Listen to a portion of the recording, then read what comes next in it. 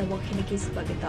ಖಾಸಗಿ ಟಿವಿ ವಾಹಿನಿ ಸಂದರ್ಶನದಲ್ಲಿ ಪಾಲ್ಗೊಂಡು ಸಂವಿಧಾನ ಬದಲಿಸುವುದಾಗಿ ಹೇಳಿಕೆ ಕೊಟ್ಟಿರುವ ಡಿಕೆ ಶಿವಕುಮಾರ್ ಅವರನ್ನ ಡಿಸಿಎಂ ಸ್ಥಾನದಿಂದ ವಜಾಗೊಳಿಸುವಂತೆ ಆಗ್ರಹಿಸಿ ವಿಧಾನಸಭೆ ಪ್ರತಿಪಕ್ಷದ ನಾಯಕರು ಆದ ಮಾನ್ಯ ಆರ್ ಅಶೋಕ್ ಅವರ ನೇತೃತ್ವದಲ್ಲಿ ಬಿಜೆಪಿ ಮುಖಂಡರು ಪದ್ಮನಾಭನಗರದಲ್ಲಿ ಇಂದು ಪ್ರತಿಭಟನೆ ಮಾಡಿದ್ದಾರೆ.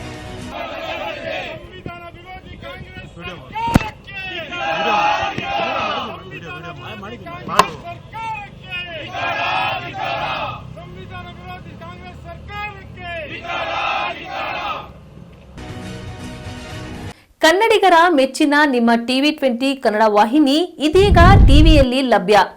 ಕರ್ನಾಟಕ ಮತ್ತು ದೇಶ ವಿದೇಶದ 360 ಡಿಗ್ರಿ ಸುದ್ದಿ ವಿವರವನ್ನ ಪಡೆಯುವುದಕ್ಕೆ ಟಿವಿ 20 ವಾಹಿನಿಯನ್ನು ಲೈಕ್ ಮಾಡಿ, ವಿಡಿಯೋಗಳನ್ನು ಶೇರ್ ಮಾಡಿ, ಕಮೆಂಟ್ ಮಾಡಿ, ಸಬ್ಸ್ಕ್ರೈಬ್ ಮಾಡಿ.